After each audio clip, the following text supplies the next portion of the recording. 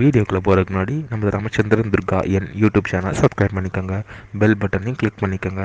மேலும் இந்த பதிவு பிடிச்சிருந்தால் லைக் பண்ணுங்கள், ஷேர் பண்ணுங்கள், கமெண்ட் பண்ணுங்கள். நன்றி.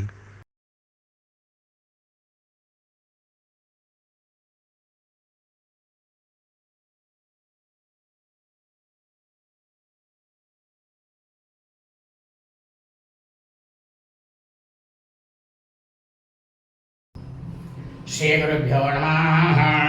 ஹரி ஓம். ஸ்ரீ மகாகணாதிபதியே நமः. அனைவருக்கும் முதற்கண் கோடான கோடி நமஸ்காரங்கள், வணக்கங்கள், வந்தனங்கள்.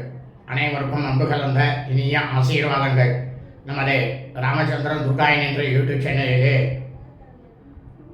வரவிருக்கும் பராபவ வருஷத்தில் வைகாசி மாதத்தில் நிகழவிருக்கும் நவகிரகங்களிலேயே 100% சுபக்கிரகமாக இருக்கக்கூடிய பிருகஸ்பதி கிரக பகவான் மிதுன ராசியிலிருந்து கடக ராசிக்கு பெயர்ச்சியாகிறார். இந்த குரு பெயர்ச்சியானது இன்றைய தினம் மகரம் ராசி மெய்யன்பர்களுக்கு இந்த குரு பெயர்ச்சியானது எப்படி இருக்கும் ஒரு வருட காலத்திற்கு என்பதை பற்றி தான் பதிவிட இருக்கின்றோம் என்று அடியனுடைய அனைத்து அன்பு இதயங்கள் மெய்யன்பர்கள் அனைவருக்கும் அன்புடன் தெரிவித்துக் கொள்கின்றோம்.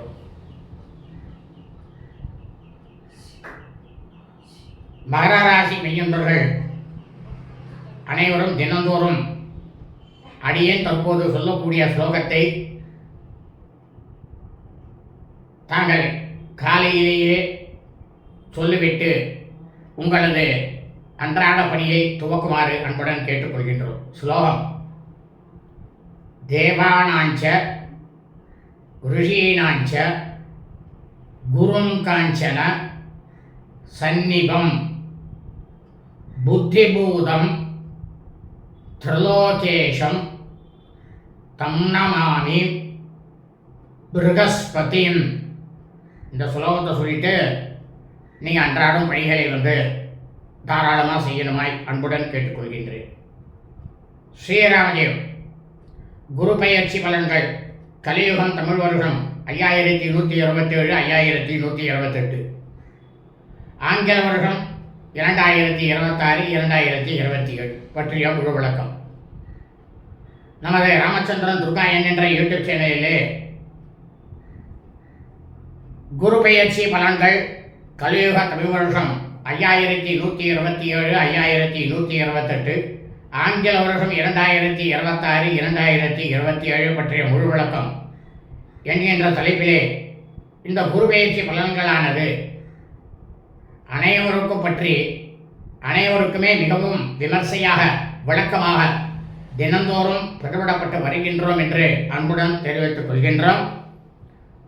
நம்முடைய சேனலில் இன்றைய பதிவானது நவகிரகங்களிலேயே 100% சுபக்கிரகமாக இருக்கக்கூடிய பிருகஸ்பதி கிரகம் குரு கிரக பகவான் மிதுன ராசியிலிருந்து கடகராசிக்கு பராபவ தமிழ் வருஷம் வைகாசி மாதம் 12/2/5167 நாள் 26/5/2026 செவ்வாய்க்கிழமை காலை 11:01 மிதுனம் ராசியிலிருந்து கடகராசிக்கு பெயர்ச்சியாகிறார். இவர் கடகராசியில் பிலவங்க தமிழ் வருஷம் 5128 தமிழ் மாதம் வைகாசி மாதம் வரை இவர் கடகராசியில் இருப்பார். ஆகவே இந்த வீடியோ பதிவினை அடியனுடைய அனைத்து அன்பு இதயங்கள் மெய்யன்பர்கள் அனைவரும் ஆரம்பம் முதல் கடைசி வரை முழுவதுமாக பார்த்து ஸ்ரீ பிருகஸ்பதி கிரக பகவான் குரு பகவானுடைய பரிபூர்ண கடாட்சத்தையும் பரிபூர்ண ஆசியும் பெற்று தாங்களும் தங்களது குடும்பத்தை சார்ந்தவர்களும் மிக மிக மிக க்ஷேமமாகவும் சௌக்கியமாகவும் சகல ஐஸ்வர்யத்துடனும் சத்சந்தான பாக்கியத்துடனும் இருக்க வேண்டுமாய் அன்புடன் கேட்டுக்கொள்கின்றேன். இன்றைய பதிவானது பிருகஸ்பதி கிரகம் குரு பகவானுடைய குரு பெயர்ச்சி மகர ராசிக்காரர்களுக்கு உண்டான ஒரு வருட பலாபலன்கள் பற்றிய முழு விளக்கம்தான் இந்த வீடியோ பதிவு. மகர ராசி மெய்யன்பர்களே, இதுவரை உங்களுடைய ராசியிலிருந்து 6ஆம் இடமாகிய மறைவு ஸ்தானத்தில் இருந்த குரு பகவான் பராபவ கலியுக தமிழ் வருஷம் 5127 வைகாசி மாதம் 12/2/5127 நாள் 26/5/2026 செவ்வாய்க்கிழமை காலை 11:01 அந்த நிமிடம் முதல் உங்களது ராசிக்கு சமசப்தமாக இருக்கக்கூடிய 7ஆம் இடமாகிய கலத்தரஸ்தானத்தில் கடகராசியில் அமரப்போகிறார்.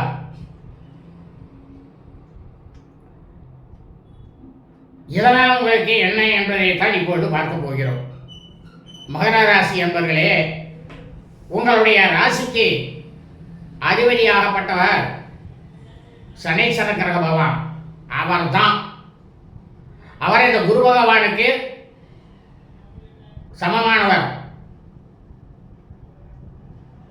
இப்போ எப்படின்னு கேட்டேன்னா, இந்த சனீஸ்வர இந்த குரு பகவானாகப்பட்டவர் மகர ராசிக்கு நீச்சக்காரகர். அவர் எந்த வேலையும் செய்ய மாட்டார்.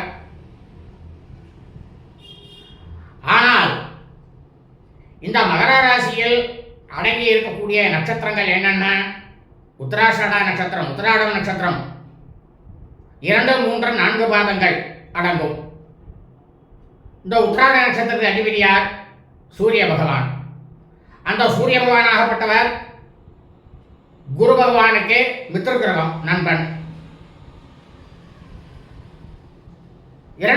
இரண்டாவதாக சிரவண நட்சத்திரம், திருவோண நட்சத்திரம் 1, 2, 3, 4 பாதங்கள் அடங்கும். இந்த சிரவண நட்சத்திரம் திருவோண நட்சத்திரத்துக்கு அதிபதி யார்? சந்திர பகவான். இவரும் அவருக்கு மித்ரு கிரகம், நண்பன். அதே சமயம் சர்விஷ்டா நட்சத்திரம், அவிட்ட நட்சத்திரம் 1, 2 இந்த 2 பாதங்களும் மகர ராசியில் அடங்கும். இதற்கு அதிபதி யார்? செவ்வாய் பகவான். இந்த செவ்வாய் பகவான் இவருக்கு மித்ரு கிரகம், அங்காரம்னு இவருக்கு மித்ரு கிரகம். இதில் என்னன்னாக்கா, சனீஸ்வர பகவான் ஆட்சி பலம் பெற்று இருக்கிறதும், அங்கார கிரக பகவான் இதில் உச்சம் பெற்று இருக்கிறதும் தான் விசேஷம்.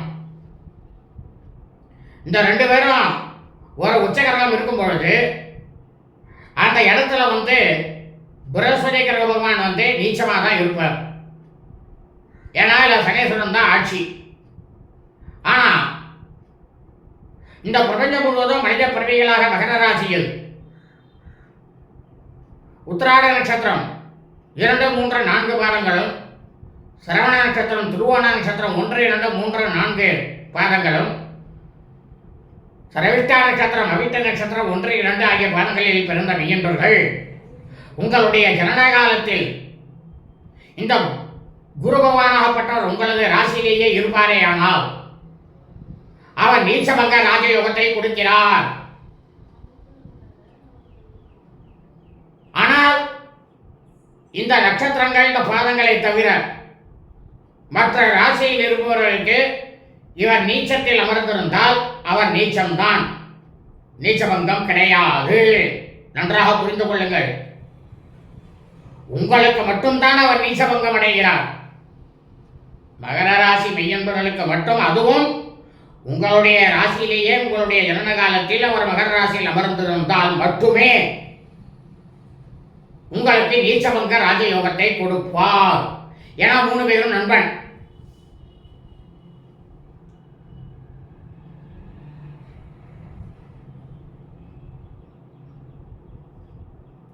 சரி,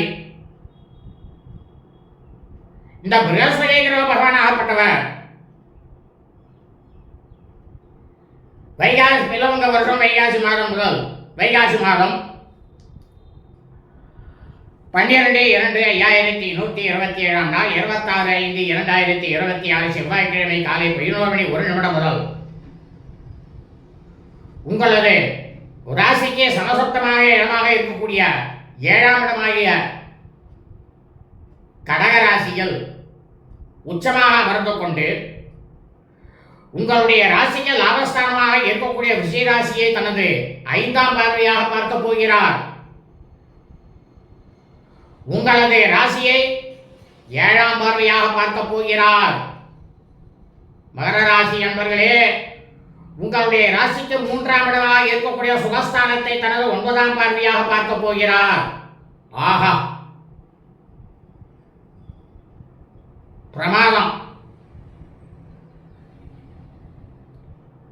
மகர ராசி மையன்பவர்களுக்கு மிகவும் பிரமாதமான பொற்காலங்கள்.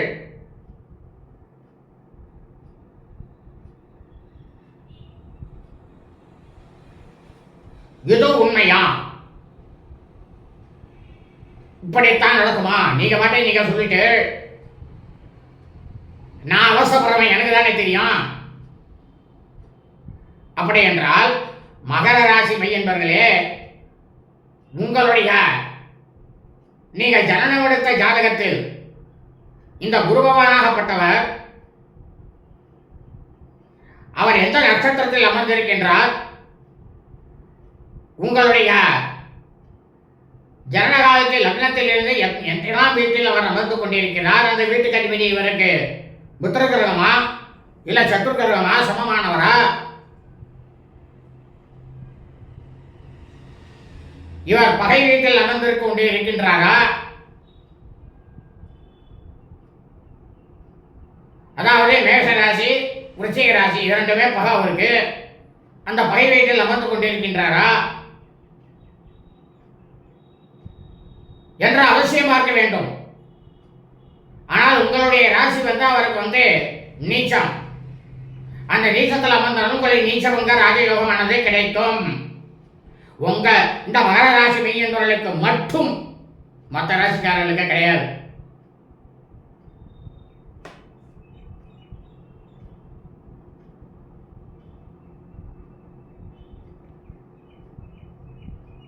அப்படி இந்த குரு பெயர்ச்சியினால் கடகராசியில் உச்சமாக அமர்ந்து கொண்டு உங்களுடைய ராசிக்கு லாபஸ்தான இடம் விஜயத்தை 5ஆம் பார்வையாகவும், உங்களுடைய ராசி 7ஆம் பார்வையாகவும், உங்களுடைய ராசிக்கு 3ஆம் இடமாக சுகஸ்தானத்தை 1ஆம் பார்வையும் பார்ப்பதினால் உங்களுக்கு யோகமானது கிடைக்கும். அதற்கு உங்களுடைய ஜாதகத்தை பார்க்க வேண்டும். தற்போது உங்களுடைய ஜாதகத்தில் சுபக்கிரக தசாவானது நடக்குமேயானால், சுபக்கிரகங்கள்னா யார்?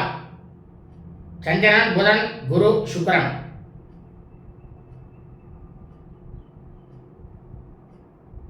இதுல சந்திர தசாவும் குரு தசாவும் நடக்குமேயானால், நான் சொன்ன பிரகாரம் உங்களுக்கு பகை வீட்டில் அவர் அமர்ந்திருக்காமல் இருந்தால்,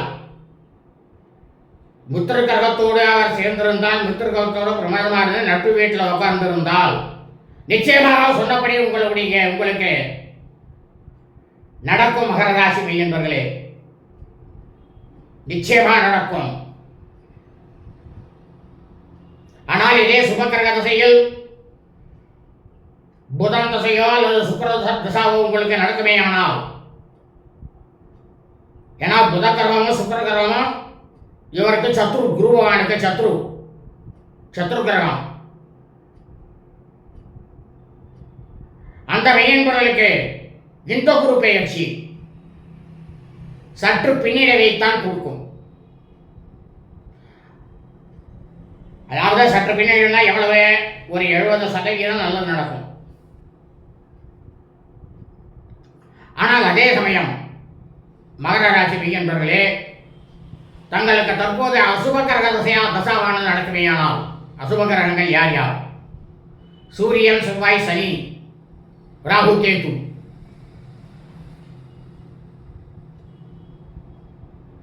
இதிலே சூரிய தசையும் அங்காரக தசா செவ்வாய் தசாவும் நடக்குமேயானால், ஏன்னா இவர்கள் இருவரும் பிரகஸ்பதி கிரகவானுக்கு மித்ரு கிரகம் நண்பன்.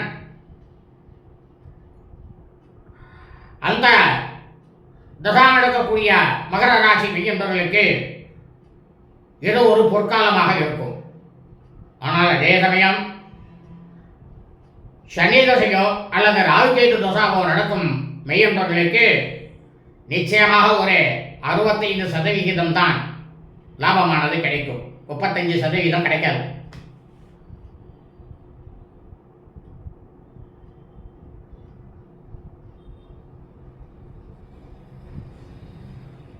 சரி, இப்படித்தான் இருக்குமா? இதே மகர ராசி மெய்யன்பர்களே, உங்களுக்கு ஆண் பிள்ளை பையனானவன் உங்களுக்கு இருப்பாரேயானால் அவருக்கு இந்த குரு தசையானது அவருடைய ஜாதகத்தில் நடக்கக்கூடிய இந்த தற்போது நடக்கவிருக்கும் இந்த குரு தசை அவருக்கு பிரமாதமாக இருக்கிறது என்றால் உங்களுக்கும் பிரமாதமாக இருக்கின்றது இருக்குவேயானால் இரட்டிப்பு லாபம். அதே உங்களது மகனுக்கு இந்த குரு தசாவானது சரியில்லை என்றால் உங்களுக்கு பிரமாதமாக இருக்கிறது என்றால் அவர் மூலமாக உங்களுக்கு ஒரு 30% பின்னடைவு நடந்து ஏற்படும். 70% நடக்கும். சரி, எங்களுக்கு ஆண் பிள்ளை கிடையாது, பெண் பிள்ளை தான் இருக்கா. அந்த பெண்களுக்கு இந்த குருதசையானது எப்படி இருந்தாலும் சரி, நன்றாக இருந்தாலும் சரி, கெடுதலாக இருந்தாலும் சரி, அவர்களுக்கு எந்த தசா வந்தாலும் சரி, எந்த பயிற்சி வந்தாலும் சரி, அது அந்த பெண் குழந்தைகளோடு சரியே தவிர தாயார் தகப்பனாருக்கு எந்த விதத்திலும் லாபமோ நஷ்டமோ கிடையாது.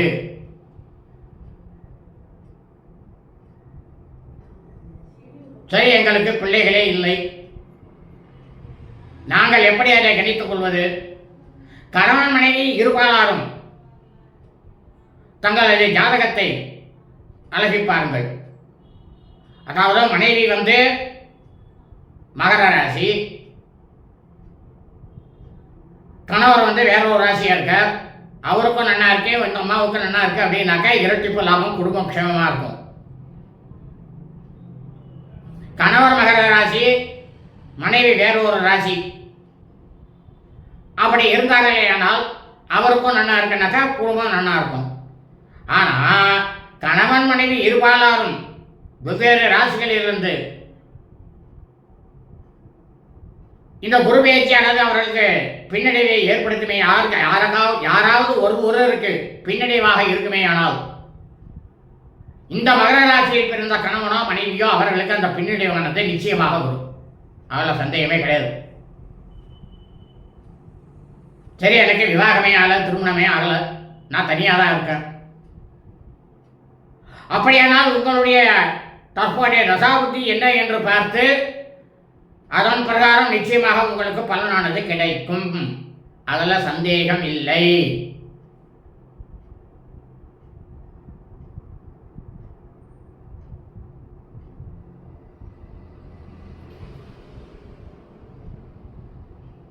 எல்லாமே பார்த்தீங்கன்னா எதுக்காக நான் உங்களுக்கு இந்த ஜனன காலத்தில் இருக்கிறத பார்க்க சொல்றேன். ஒவ்வொரு மனிதனும் மனித பிறவியாக பிறந்தவர் அனைவருக்குமே அந்த பிறந்த நொடியில் அந்த லக்னத்திலிருந்து கிரகங்கள் எப்படி இருக்கோ அதன் பிரகாரம் தான் மரணம் வரைக்கும் எல்லாருக்குமே. இந்த நடுவில் வர பயிற்சி எல்லாம் நம்மளை சந்தோஷப்படுத்துறதுக்காகவும் ஒரு சமயத்தில் நம்மளை சந்தோஷப்படுத்தும், ஒரு சமயத்தில் பின்னடைவு ஏற்படும். நம்ம வீட்டுக்கு விருந்தாளிகள் போற மாதிரி அதெல்லாம். இதை நம்பி நாம மன சந்தோஷப்படுறதோ மனசு இது பண்றதோ கூடவே கூடாது. நம்ம ஜனன காலத்தில் நவ கிரகங்கள் எப்படி நமது ஜாதகத்தில் அமர்ந்து கொண்டு இருக்கின்றதோ அதன் பிரகாரம் தான் நிச்சயமாக நடக்கும். அதுதான் 50% நடக்கும். மற்றல இந்த பயிற்சியெல்லாம் ஒரு 50% தான்.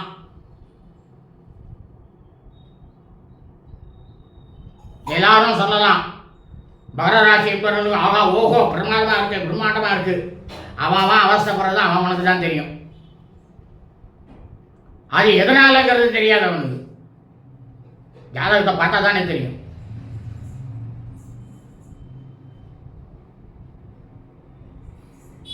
ஆக மகர ராசி என்பவர்களே, இதை பற்றி சற்று விவரமாக பார்ப்போம். இவர் இந்த கடகராசியில் இந்த ஒரு வருஷம் முழுக்கம் அதில் தான் இருப்பாரா, அதை பற்றி தான் இப்போ பார்க்க போகிறோம். எந்தெந்த காலகட்டத்தில் எது எது நடக்கும் மகர ராசி என்பவர்கள். இதுவரை உங்களுடைய ராசியில் இருந்த 6ஆம் இடமாகிய மறைவு ஸ்தானத்தில் இடத்தில் இருந்த இந்த குரு பகவானாகப்பட்டவர் பராவ தமிழ் வருஷம் 5127 வைகாசி மாதம் 12/2/2127 நாள் 26/5/2026 செவ்வாய்க்கிழமை காலை 11:01 முதல் உங்களது ராசிக்கு சமசப்தமாக இருக்கக்கூடிய 7ஆம் இடமாகிய கலத்தரஸ்தானத்தில் கடக ராசியில் ஐப்பசி மாதம் 3/7/5127 நாள் 27/10/2026 செவ்வாய்க்கிழமை மாலை வரை இவர் கடகராசியில் இருப்பார். அப்பனாக்கா அவர் கடகராசியில் வந்து 6 மாதம் 24 நாள் இருப்பார். அது வரைக்கும் உங்களுக்கு எந்த பிரச்சனையும் கிடையாது, நன்னா இருப்பேன். தற்போது உங்களுக்கு நடக்கக்கூடிய தசா பிரகாரம் பார்த்து நன்னா இருக்கணும், நன்னா இருக்கும். கொஞ்சம் பின்னாடி வந்தால் பின்னாடியாக இருக்கும். ஆனால் அதே சமயம் மகர ராசி மெய்யன்பர்களே, இந்த ஐப்பசி மாதம் 3/7/5127 நாள் 20/10/2026 செவ்வாய்க்கிழமை மாலை 6:40 இவர் சிம்மராசியில் அதிசாரமாக போக போகிறார். அதாவது உங்களுடைய 8ஆம் இடமாக இருக்கக்கூடிய அஷ்டமஸ்தானத்துக்கு போகிறார். அதிசாரமாக போகிறார். அஷ்டம குரு.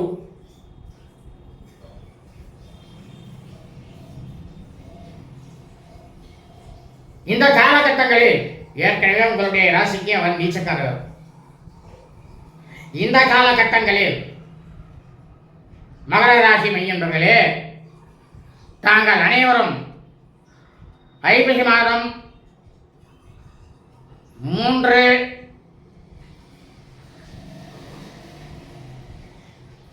மார்கழி மாதம்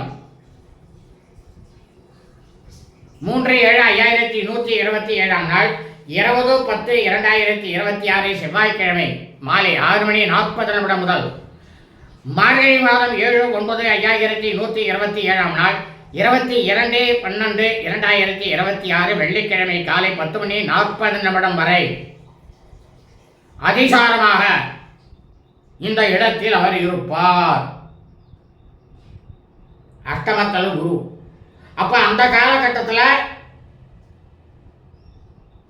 உங்களுக்கு சற்று பின்னடைவு தான் கண்டிப்பாக ஏற்படும். அதில் எந்த விதத்திலும் சந்தேகமே கிடையாது. ஆனால் உங்களுடைய அந்த சிம்மராசியில் உட்காந்து உங்களுடைய விரயஸ்தானத்தை, 2ஆம் இடமா இருக்கக்கூடிய குடும்பஸ்தானத்தை, அதுக்கப்புறம் பார்த்தீங்கன்னாக்கா உங்களுடைய தொழில் ஸ்தானத்தை பார்க்க போகிறார். 9ஆம் பார்வையா 5/7/9 உங்களுடைய மாத்திருஸ்தானம் 4ஆம் இடம். உங்களுடைய ராசியிலிருந்து 4ஆம் இடமாக இருக்கக்கூடிய மேஷத்தை பார்ப்பார் 9ஆம் பார்வையா. அந்த காலகட்டங்களில் உங்களுக்கு வந்து சற்று ரொம்பவும் பின்னடைவானது ஏற்படும்.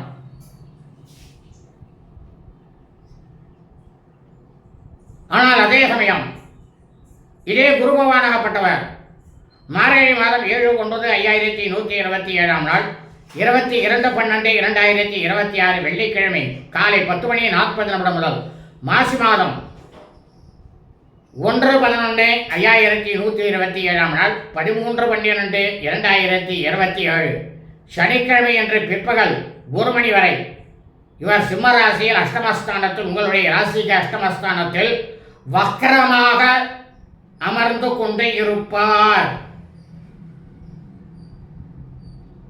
சிம்மராசியில் வக்கரமாக உட்கார போறார். இவர் சுபக்கிரகம். சுபக்கிரகம் வக்கரமானா என்ன ஆகும்? நல்லவன் கெட்டு போனானா என்ன ஆகும்? கெட்ட புத்தி தான் நடக்கும். நம்ம புத்தி நல்லா இருந்தாக்க நம்ம சுதாரிச்சுட்டு நல்ல வழியே நம்ம வந்து கடைப்பிடிச்சுட்டு போகலாம்.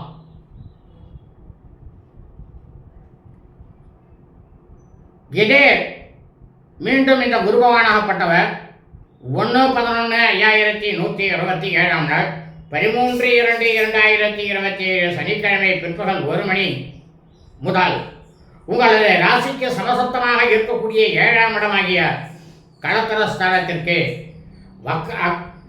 ராசிக்கு வந்து வக்கரகதியில் வக்கரமாக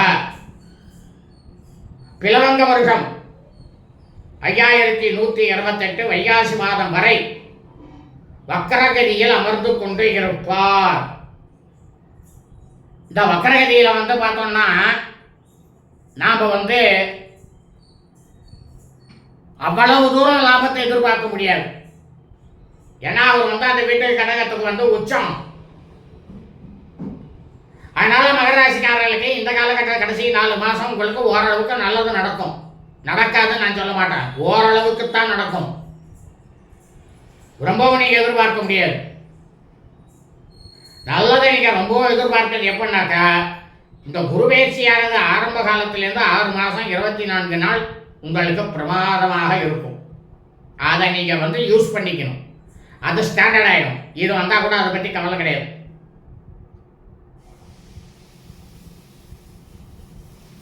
அதை ஸ்டாண்டர்ட் ஆகிட்டு இந்த சமயத்தில் வந்து ஒரு அக்கிரமாக இருக்கும்போது நம்மளுடைய புத்தியானது மாறும், வெவ்வேறு விதங்களில் போகும். அதுக்கெல்லாம் போகாமல் நாம் வந்து சுதாரிச்சுக்கணும்.